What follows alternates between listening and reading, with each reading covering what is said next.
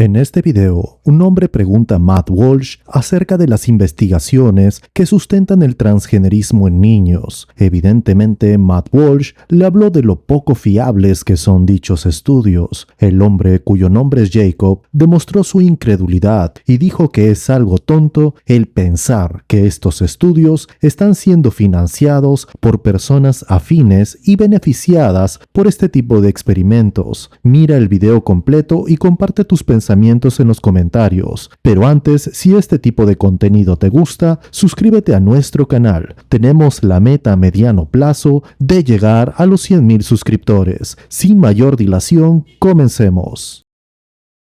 Why in your movies and your discussions do you selectively ignore and misrepresent the recent burgeoning medical and behavioral literature that demonstrates that gender-affirming care and similar medical interventions demonstrate consistent improvements to mental health, suicidality, and general well-being? Which study are those? There are probably like 30 studies by this point, all produced in the last like 10 years or so. Anybody can look them up on... Okay, well just, here's the problem. Here's the problem. I'm not impressed by just you saying a study, no, okay? Because studies. Fine, well there could be 100 studies, there could be 1,000 studies. Them. Great, yeah, and I have read them, have you? Yes, I have. Okay, so I'll give you one example. I don't know if you can give me any examples, but I'll give you one example of a recent study and this was just in the headlines. It said that it proved that double mastectomies for minor girls improves their well-being. And this was a study, and it was proven, peer-reviewed. Then you read how they actually conducted this study, and you find out that they interviewed a very small selection of girls in one region of the country, all from the same socioeconomic background, and they did their follow-up, I think it was 3 months later, and based on a follow-up a few months later, they've determined that, oh yeah, it improves well-being. You see the problem here? Now, I don't. There are many, but this is the exception to the rule. Many of I don't think it is. Use observational data with various follow-up from like 6 months to 5 years to 10 years, and they don't demonstrate what you claim. Well, you can say the word study, but what I'm saying is when you look them up. Okay, great, great. You can Google them. Yeah, and so can you. It sounds like you haven't. I've done it a good bit. Oh, you've done it a good bit. Okay, all right. Well, I just gave you an transgender health, PubMed, NIH, gender-affirming care, and I mean it's okay. Let me ask you this. Anybody can look at this. What's your name? Jacob. Jacob. Let me ask you this. How do you think they would have large-scale, long-term studies about the effects of these drugs and these surgeries on children when we only started doing it to children at a large scale a few years ago? So how could that even exist?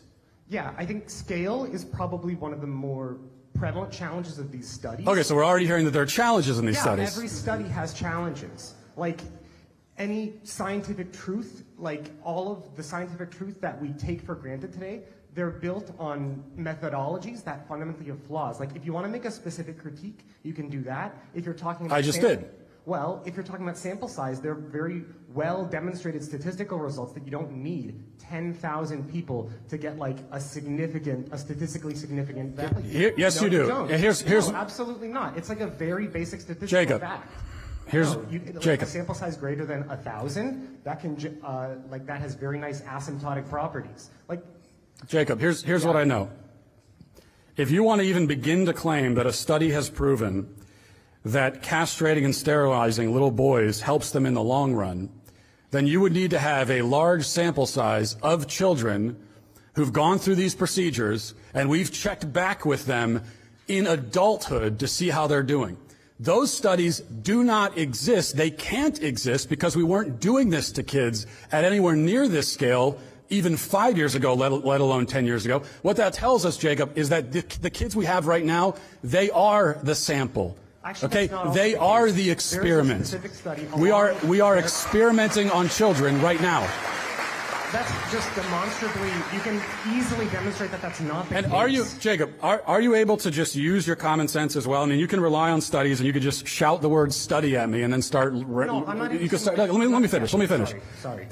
You can shout about studies and list random medical organizations. That doesn't impress me. There was a time when every medical organization would have told you that, you know, bloodletting is the way to cure every disease.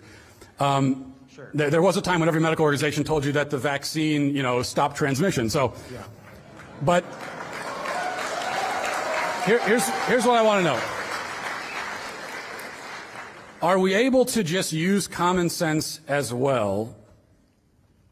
And based on common sense, determine that it is certainly not a good idea to sterilize and castrate children and remove body parts from children before they are possibly old enough to consent to those procedures. Don't we know that just based on basic moral decency and common sense? Sure, but you're trying to make causal statements about the impacts of medical interventions. You need to demonstrate that with science, and I'm not mentioning, and I'm not like making an ethos argument. Oh, like look at this organization. I'm saying that there are like very rigorous ways to substantiate your claims, and the people that are spending lots of time are doing that, and they come to conclusions that are very different from the ones that you say. I'm not making an appeal to ethos. Anybody can look up these studies and just see how they're done. Right, and these are also studies being done by the people who it just so happens are profiting from the procedures that they say work, which is really interesting. But do you think your professors are getting paid by like some? Yeah, a lot of them are. You think there's somebody like paying your professors for? I think you should. How do you think it works, Jacob? Because that's very unrealistic. Do you think they're not being paid? No. They ain't doing this for free, I'll tell you that. No. They're definitely being paid. But like, if there's some shady organization paying them, like, I'm sorry, that's sort of silly. Like, talk with your professors. That's like sort of silly. Okay. Let me just ask. How do you know anything? There's always some conspiracy. I think you can know things without asking for permission sometimes from professors to say that you know them. No, I'm just saying. And one of those things that you can know is that it's never okay to castrate a child. I mean, I don't need Jacob. Thank you, Matt. Okay. All right. Good conversation. En el campo de las investigaciones científicas sociales, pueden haber situaciones en las que el sentido común pueda ser más confiable que las propias investigaciones. Esto puede ocurrir cuando las investigaciones están sujetas a sesgos, errores metodológicos o cuando los resultados no reflejan completamente la complejidad de una situación. Los investigadores pueden introducir sesgos conscientes o inconscientes en sus estudios, lo que puede distorsionar los resultados. Estos sesgos pueden surgir de las propias creencias y prejuicios del investigador, así como de factores institucionales o de financiamiento que influyen en el diseño del estudio. En tales casos, el sentido común, basado en la experiencia personal y la observación directa, pueden ser más confiables para evaluar una situación de manera imparcial. Las investigaciones sociales a menudo enfrentan desafíos metodológicos, como la selección de muestras representativas, la validez de los instrumentos de medición y la interpretación de los datos. Si estos errores no se abordan adecuadamente, pueden socavar la validez de los resultados y conducir a conclusiones erróneas. En tales circunstancias, el sentido común puede proporcionar un filtro crítico para evaluar la coherencia y la plausibilidad de los hallazgos de la investigación. A menudo, las investigaciones científicas no pueden capturar completamente la complejidad de una situación social debido a limitaciones en el alcance, el tiempo, los recursos o la metodología.